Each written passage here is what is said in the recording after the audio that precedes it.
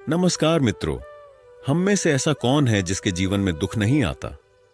दुख तो जी सभी के जीवन में है, क्योंकि इस लोक को जहां हम रहते हैं दुखालय कहते हैं। जब दुख आता है तो अलग अलग लोग अलग अलग तरीके से प्रतिक्रिया देते हैं।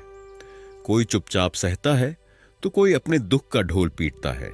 इस वीडियो में हम आपको बताएंगे कि दुख आने पर क्या करना चाहिए, और अंत में एक ऐसा मंत्र भी बताएंगे जो सभी दुखों और संकटों की काट है।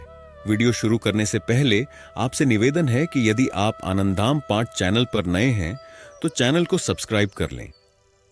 महाराज जी ने अपने सत्संग में बताया कि अगर दुख आए तो किस प्रकार प्रतिक्रिया करनी चाहिए।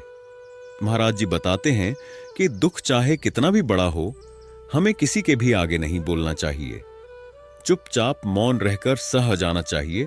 यदि तुम्हारे ईश्वर ने विधान करके तुम्हारे लिए दुख भेजा है तो उसमें तुम्हारा कोई बहुत बड़ा सुख है, क्योंकि वे तो मंगल भवन है, तुम्हारा अमंगल होने नहीं दे सकते।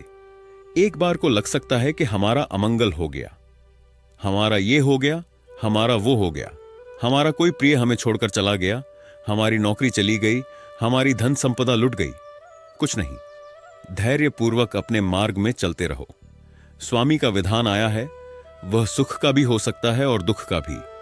विधान यदि सुख का है तो हर्षित नहीं होना चाहिए, और विधान यदि दुख का है तो शोकित नहीं होना चाहिए। हमें आगे ही बढ़ते रहना है। यह आध्यात्म है, इस बात का दृढ़ निश्चय करना है और कमर कस लेनी है कि इस जन्म में तो भव सागर से पार होना ही है, भगवत प्राप्ति करनी ही है। इसके लिए दुखों और सुखों के चक्र में उलझकर नहीं रह जाना है। दुख आने पर पूरी चेतना दुखी होने में या दुख के निदान के बारे में सोचते रहने में खर्च नहीं कर देनी चाहिए, बल्कि इसे एक अनुभव के रूप में स्वीकार करके सहन करने की क्षमता विकसित करनी चाहिए। इसका अर्थ यह बिल्कुल भी नहीं है कि दुख का निदान करने का प्रयास भी ना करें। प्रयास करना चाहिए, लेकिन बिना मानसिक शांति और ऊर्जा खोए। कुछ लोग तो दुख के चले जाने के बाद भी उसी के बारे में सोचते रहते हैं। ऐसा हो जाता, वैसा हो जाता, ऐसा नहीं होता, वैसा नहीं होता, आदि आदि, उसी में फंसे रहते हैं। मित्रों, अगर वीडियो पसंद आ रही है तो लाइक कर दें। महाराज श्री ने अंत में एक ऐसा मंत्र भी बताया है जो हर दुख की काट है, इसलिए वीडियो को बीच में छोड़कर मत जाना और वीडियो को शेयर कर दें, क्योंकि महाराज जी के ज्ञान पर सबका हक है। महाराज जी आगे बताते हैं, सुख आने पर अति उत्साहित और अहंकारी होने से बचना चाहिए।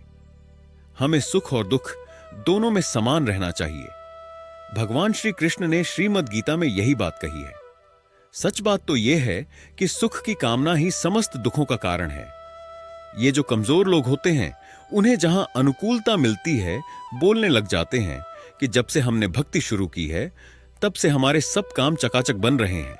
उनको सावधान रहना होगा कि यह भक्ति का फल नहीं है, बल्कि यह तुम्हारे अच्छे कर्मों का फल है। और जिस दिन तुम्हारे ये अच्छे कर्म समाप्त होंगे, तब जो दुख आएगा ना, संभालना मुश्किल हो जाएगा। यदि इस सिद्धांत को समझ गए तो कभी आपको निराश नहीं होना पड़ेगा। अतः शूरवीर होकर जीवन पथ पर आगे बढ़ते रहिए।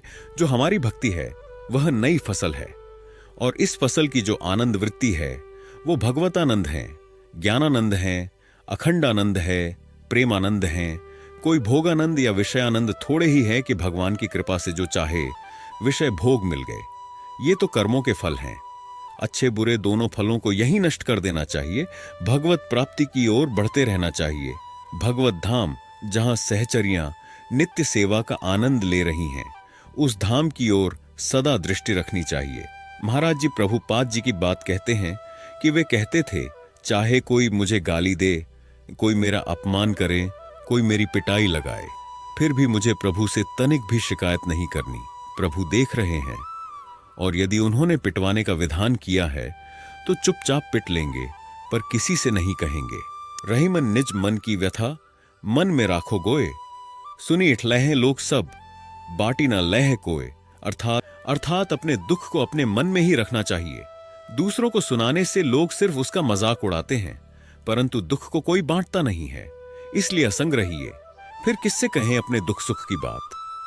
महाराज जी कहते हैं, यह ठसक मन में होनी चाहिए कि जब दिल लाडले लाल के नाम कर दिया तो वही जाने।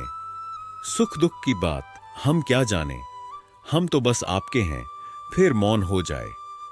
अपने विषय में न दुख की बात करें न सुख की बात करें, सिर्फ मौन रहे। अगर बात करनी ही है तो प्रभु की बात करें, लाडले लाल की बात करें, श्री कृष्ण चंद्रजू की बात करें, फिर मौन हो जाए। यदि यह मौन आप धारण कर लेंगे तो निकल जाएंगे माया के चक्र से। नहीं तो निंदा करने, कटु वचन बोलने से भजन क्षीण हो जाएगा, भजन करने की वृत्ति नष्ट हो जाएगी। जीवन में यदि कोई कष्ट दे रहा है तो वह है हमारा कर्म, न कि कोई व्यक्ति। कोई व्यक्ति तो कभी किसी को दुख दे ही नहीं सकता। काहू न को सुख दुख करदाता, निज कृत कर्म भोग सबू भ्राता।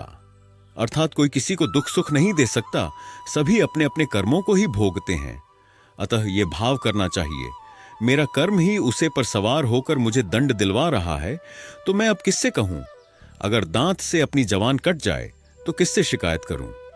या अपने ही हाथ से चोट लग जाए तो किससे शिकायत करूं?